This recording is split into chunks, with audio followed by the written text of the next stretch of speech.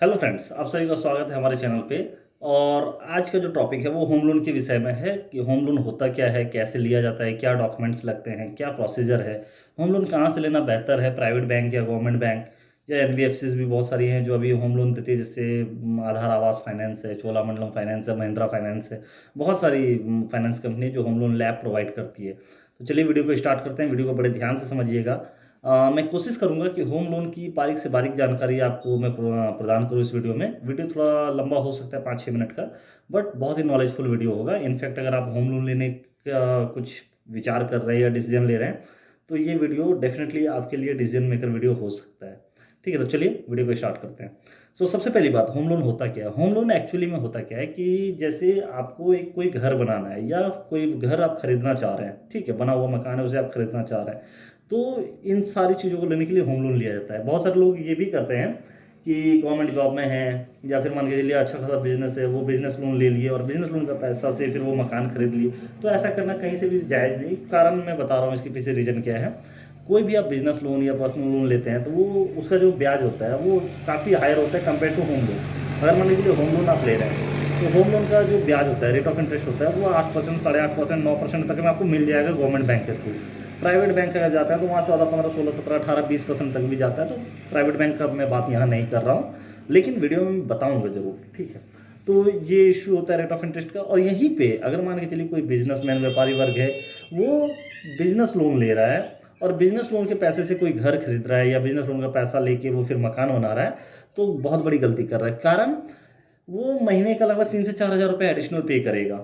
ठीक है, वो लाख पर मैं बात कर रहा हूँ। ठीक है, सिंपली मैं बताता हूँ, कोई भी बिजनेस लोन अगर आप ले रहे हैं तो उसका रेट ऑफ इंटरेस्ट इनिशियल जो मिनिमम स्टार्ट होता है 12% से होता है। वो आप प्राइवेट से लीजिए, गवर्नमेंट बैंक से लीजिए, कहीं से भी लीजिए, बिजनेस लोन के रेट ऑफ इंटरेस्ट में बहुत ज़्यादा डिफरेंस नहीं है। ठीक है, तो एक तो प्रॉब्लम ये है। होम लोन आपको मिल रहा है कितने, 8.5% पे। बिजनेस लोन आप ले रहे हैं कितने पे, 12% पे। 13%, 14% भी जा सकता है, कोई जरूरी नहीं है।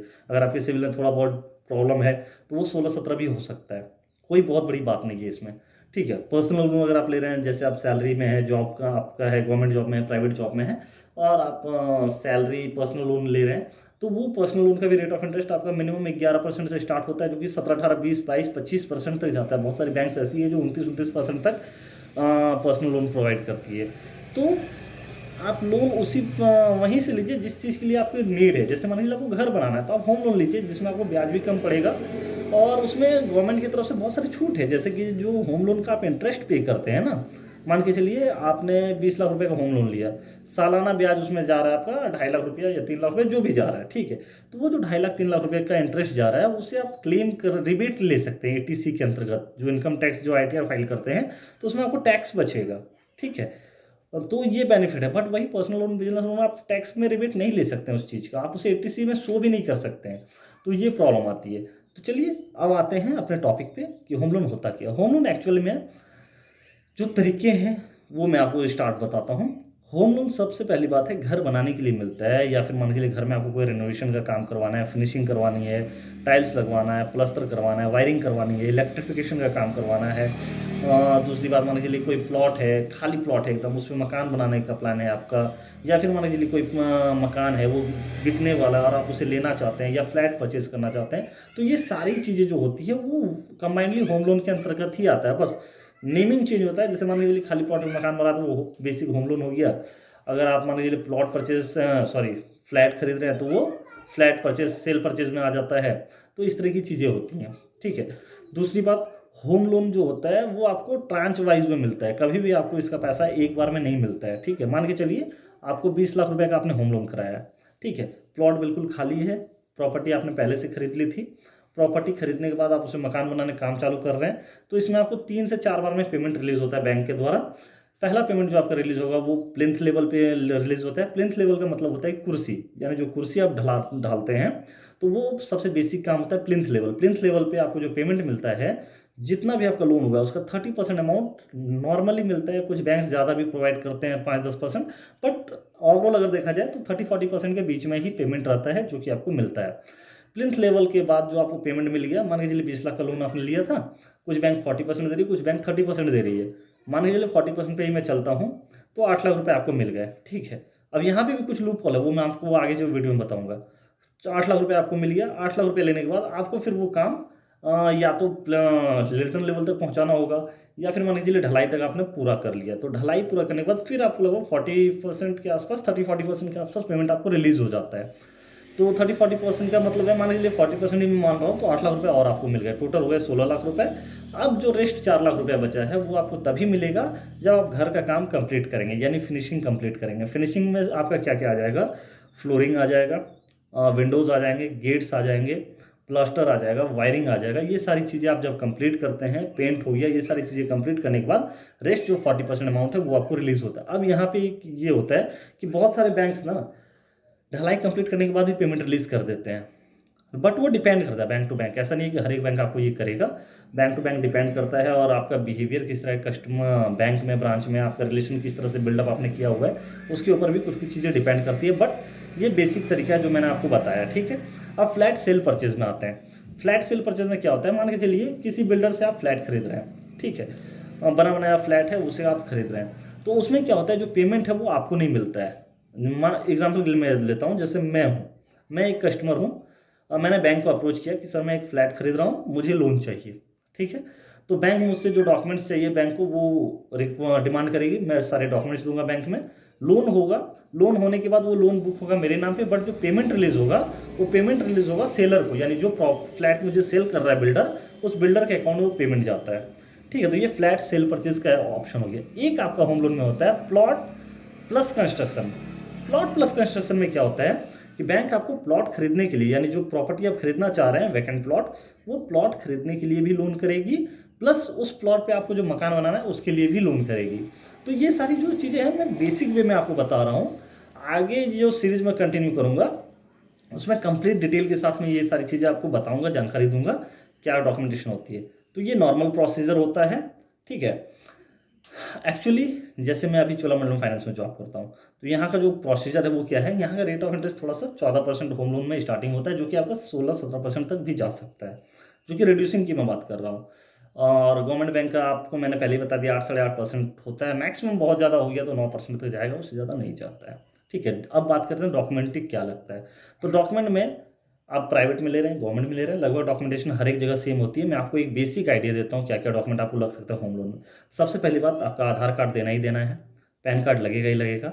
आधार कार्ड, पैन कार्ड, जो इनकम मेंबर है उनका चाहिए, प्लस मान के चलिए मैंने प्रॉपर्टी अपनी वाइफ के नाम पे खरीदा है और मैं लोन लेना चाह रहा हूँ। प्रॉपर्टी मेरी वाइफ जो मेरी है वो हाउस वाइफ है, बट उनका भी आधार कार्ड, पैन कार्ड लगेगा, और वो को अप्लीकेंट में ऐड होगी। अगर वो अर्निंग मेंबर है, जॉब में है या बिजनेस है उनका भी, तो वो एज ए को अप्लीकेंट रहेंगी, उनका भी बिजनेस में कंसिडर कर सकता हूँ लोन अमाउंट या एलिजिबिलिटी को बढ़ाने के लिए। एग्जाम्पल के लिए मैं यहाँ बताता हूँ आपको, सबसे अच्छा बेस्ट तरीका रहेगा। मान के चलिए मुझे 20 लाख रुपए का लोन का जरूरत है, मेरी इनकम साल का लगभग 3 लाख रुपए है, तो 3 लाख पे मेरा कुछ ईएमआई भी चल रहा है। 3 लाख का मतलब हो गया महीने का मैं 25,000 रुपये कमा रहा हूँ, और मेरी वाइफ भी 25,000 रुपये महीने कमा रही है। 25,000 में से मैं ऑलरेडी 5,000 रुपये ईएमआई पे कर रहा हूँ, ठीक है। तो मेरा जो नेट इनकम बचा वो 20,000 रुपये बचा। 20,000 का, सॉरी 25,000 का 50% बैंक कंसिडर करती है ईएमआई। इसके बारे में आपको डिटेल बताऊंगा। तो 50% हुआ 12,500। 12,500 में से मैं 5,000 रुपये का ईएमआई ऑलरेडी चला रहा हूँ, तो मेरे पास बचा 7,500, यानी मैं 7,500 का ईएमआई मैक्सिमम चला सकता हूँ। बैंक यही कंसिडर करेगी इनकम, ठीक है। तो उस सिनेरियो में मान के चलिए मेरा 10 लाख रुपए का लोन नहीं बन पा रहा है, ठीक है, और मेरी वाइफ जो है वो इनकम मेंबर है, तो मैं उनका इनकम भी ऐड करवा दूंगा, उनका बैंक स्टेटमेंट वगैरह मैं दूंगा, तो मेरा लोन बन जाएगा। तो इस तरह से भी आप कर सकते हैं, ठीक है। तो पेपर में जो प्रॉपर्टी ओनर है उनका आधार कार्ड, पैन कार्ड चाहिए चाहिए, जो इनकम मेंबर है उनका आधार कार्ड, पैन कार्ड चाहिए चाहिए, ठीक है। उसके अलावा बैंक स्टेटमेंट 1 साल का लगेगा। आईटीआर अगर है तो 2 साल का आईटीआर चाहिए। इनफैक्ट गवर्नमेंट बैंक में अगर आप लोन ले रहे हो तो आईटीआर मस्ट है, विदाउट आईटीआर आपका लोन होगा ही नहीं। तो लास्ट 2 ईयर्स का ITR, balance sheet, computation, profit and loss statement, ये डॉक्यूमेंट्स आपको देने हैं।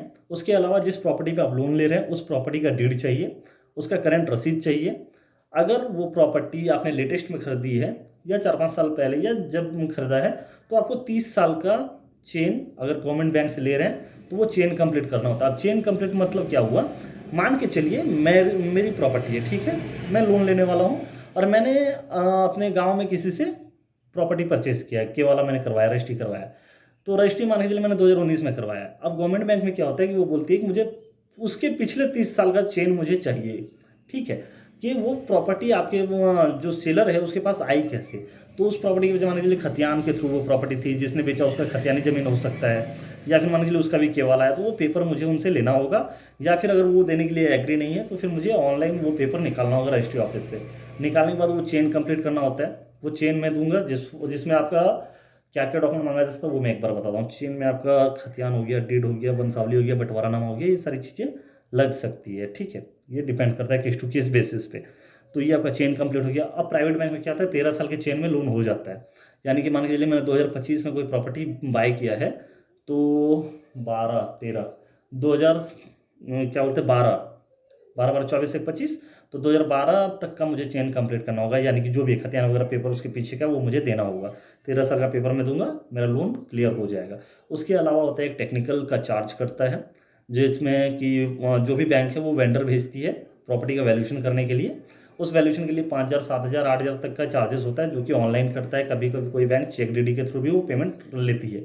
इसके अलावा एक आपका मैप एस्टिमेट लगेगा। अगर आप नगर निगम नगर पंचायत में पढ़ते हैं तो आपको वो मैप जो नक्शा होता है उसे अप्रूव करवाना पड़ता है। अगर आप ग्राम पंचायत से बिलोंग करते हैं तो मुखिया से आपको वो नक्शा अप्रूव करवा लीजिए, आपका लोन हो जाएगा, कोई दिक्कत नहीं है। ठीक है, म्यूनसिपैलिटी एरिया में आपका चेयरमैन होता है, उनसे वो अप्रूव करवाना होता है, बट वो मैप एस्टिमेट आपको बनवाना पड़ता है। तो ये सारे डॉक्यूमेंट्स हैं। इसके अलावा आपका जब लोन आपका सैंक्शन हो जाता है, सैंक्शन होने के बाद जब आपका डिसबर्समेंट होने का टाइम होता है, उस टाइम आपके कुछ खर्चे आते हैं, जैसे स्टैम्प ड्यूटीज़ हो गए। तो वो स्टैम्प ड्यूटीज़ डिपेंड करता है स्टेट टू स्टेट, वो वैरी करता है क्या लगेगा नहीं लगेगा, वो स्टेट वाइज डिपेंड करता है। जैसे बिहार में क्या है कि वो 1 लाख रुपए पे आपको 290 रुपये का स्टैम्प पेपर लगता है एडिशनल। उसके अलावा मान लीजिए कुछ आईसीडी डॉक्यूमेंट्स हो गए या कुछ इंडेमनिटी रिलेटेड डॉक्यूमेंट्स हो गए, उसके लिए अलग से स्टैंपिंग लगेगा। यानी कि मान के चलिए अगर आप 20 लाख रुपए का लोन ले रहे हैं तो स्टैंपिंग में ऑन एन एवरेज आपका 7 से 8 हज़ार रुपये का खर्च आने वाला है। ठीक है, तो ये बेसिक बेसिक रिक्वायरमेंट्स थी। आई होप आपको चीज़ें समझ में आ गई होगी। अगर कुछ भी डाउट हो आपको तो आप मुझसे कमेंट के थ्रू चैट कर सकते हैं, मैं आपको डेफिनेटली हेल्प करूँगा इन चीज़ों में।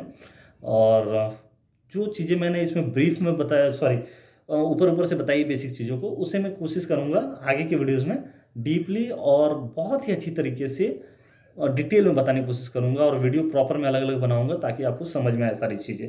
तो चलिए आज के वीडियो में इतना ही। वीडियो देखने के लिए धन्यवाद।